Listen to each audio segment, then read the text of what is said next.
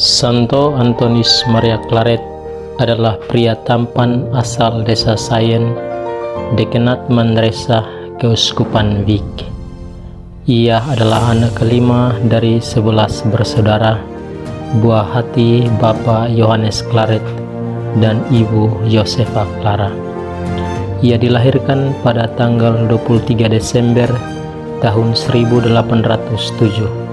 Tatkala simfoni syahdu melodi alunan Natal menggema di seluruh Sayen. Ia pun beranjak dewasa dan setelah menamatkan pendidikan dasarnya di Sayen, ia pun meminta restu orang tuanya untuk dikirim bersekolah di Barcelona. Pada tahun 1825, ketika usia Claret beranjak 18 tahun, ia meninggalkan Sayen menuju kota Barcelona untuk memperdalam ilmu pengetahuan tentang fabrikasi dan desain mode terbaru.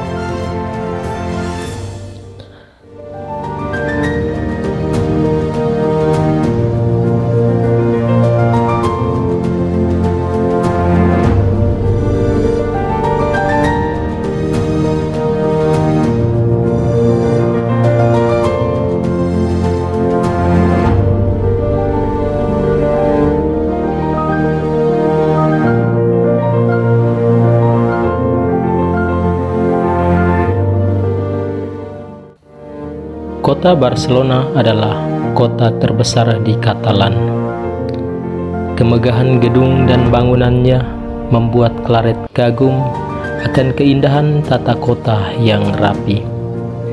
Ia pemuda kampung yang datang ke kota untuk mengadu nasib demi masa depannya.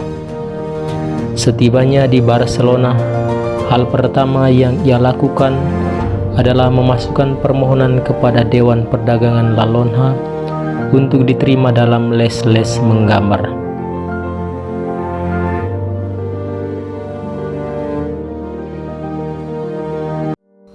Setelah berjumpa dengan Dewan Perdagangan La Lonja, ia pun diterima untuk mengikuti les menggambar bersama rekan-rekan yang lain dari tempat lain.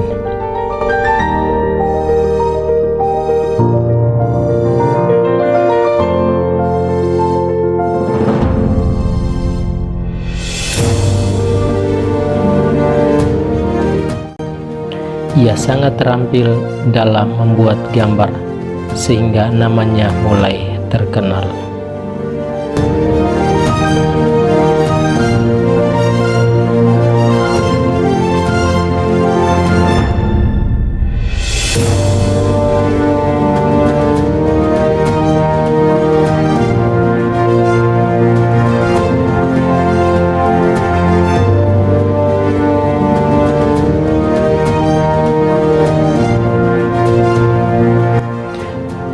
Selain menggambar, Claret juga belajar tata bahasa Castellano, kemudian tata bahasa Perancis, yang bertujuan untuk mengarahkan pekerjaan dan studi ini untuk kemajuan perdagangan dan fabrikasi.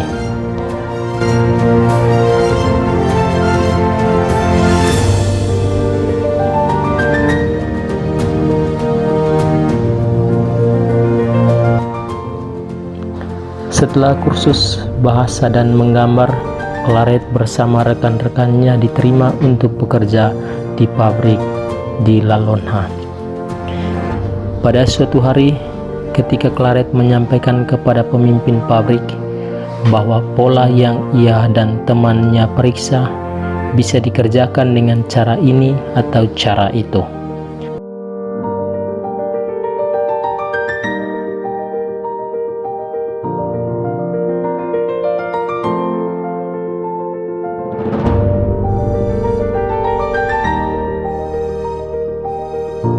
Ia sangat ramah dan teliti dan bekerja sehingga para pekerja lain kagum dan menghormatinya.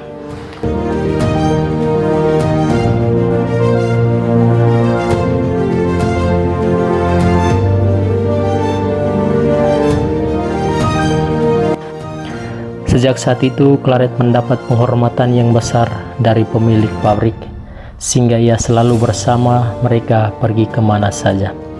Claret seolah menjadi anak angkat dari pemilik pabrik yang diperlakukan secara khusus. Pada suatu hari, Claret bersama keluarga pemilik pabrik dan beberapa rekannya pergi berekreasi di pantai.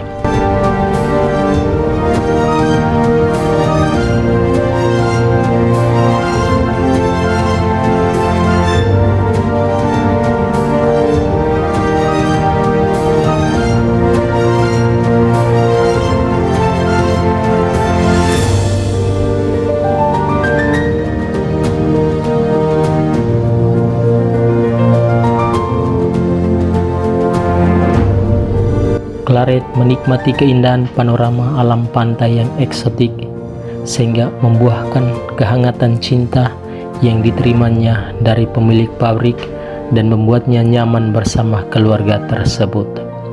Di tengah desiran ombak yang riuh bersahutan, semilir bayu tasik menembus batas-batas labirin sukma. Di tengah euforia itu, Claret hanyut dalam kesendiriannya. Ia menepi dan merenungkan masa depannya. Ia merasa bahwa semuanya sia-sia belaka. Bahkan selama 4 tahun berada di Barcelona, kehidupan rohani dan devosinya sangat mengendor. Di tengah bisingan laut dengan hembusan angin yang kencang, Claret menemukan jawaban untuk mencari yang maha tinggi. Pada suatu hari, Claret menghadiri perayaan Ekaristi. Namun ia mengalami kesulitan besar dalam mengatasi pikiran-pikiran yang datang kepadanya. Ia selalu berusaha untuk menghilangkan pikiran-pikiran tentang pabrik ketika ia di dalam gereja. Dalam khotbah hari Minggu, Claret tersentak dengan khotbah pastor yang memimpin Ekaristi. Sabda Yesus dalam khotbah tersebut membuatnya semakin gelisah. Apa gunanya seorang memperoleh seluruh dunia tetapi kehilangan nyawanya? Dan apakah yang dapat diberikannya sebagai ganti nyawanya? Matius 16 ayat 26. Sabda ini menjadi anak panah yang menusuk hati Claret. Claret pun bergegas menuju biara imam-imam Santo Filipus Neri. Ia berjalan di serambi-serambi biara dan melihat suatu pintu terbuka. Ia meminta izin dan masuk. Ia berjumpa dengan seorang bruder namanya Bruder Paulus yang sangat saleh dan hangat dalam devosinya. Claret melihat kehidupan para frater Kartusian yang anggun dengan jubah sambil memegang rosario. Ia pun berpikir untuk bisa berada di barisan mereka dan bisa ikut mendaraskan peristiwa-peristiwa rosario seperti yang ia lakukan dahulu di Fusimanya bersama Rosa, saudarinya.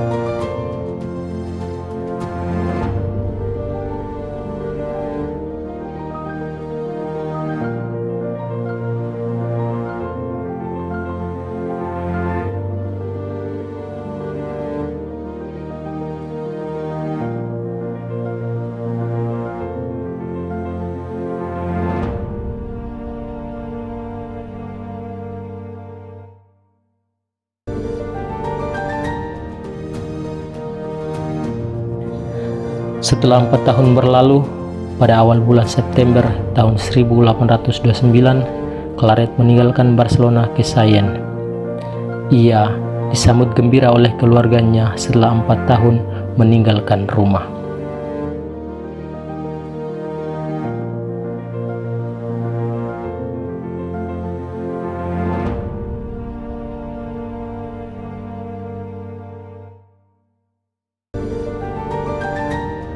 Sukacita itu berubah tatkala Claret dengan terbuka meminta kepada ayahnya untuk mengizinkannya masuk biara Kartusian. Keputusannya membuat keluarga sangat kecewa, sebab ia sudah dipercayakan untuk melanjutkan usaha pabrik tekstil di Jaén setelah bersekolah di La Lonja, Barcelona.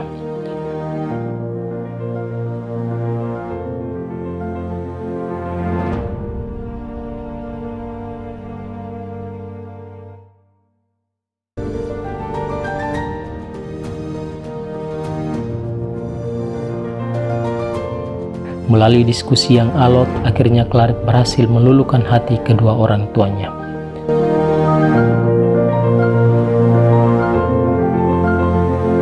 Setelah mendapat restu dari keluarga, maka pada tanggal 29 September tahun 1829, Claret bergegas menuju biara Kartusian.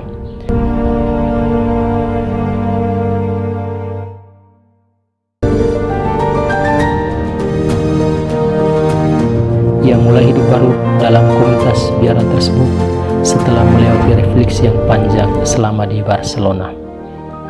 Claret disambut dengan girang oleh para pemimpin biara Kartusian, dan dengan haru ia meninggalkan hidup lamanya dan memulai hidup baru sebagai biarawan dalam komunitas Kartusian. Tuhan memanggil siapa saja dan di mana saja. Claret mendengar panggilan Tuhan di pabrik. Dengan lapang dada, ia meninggalkan semua harta kekayaan dan menjadi pengikut Kristus. Ia telah belajar untuk miskin di tengah kekayaan yang ia miliki di kampung halamannya.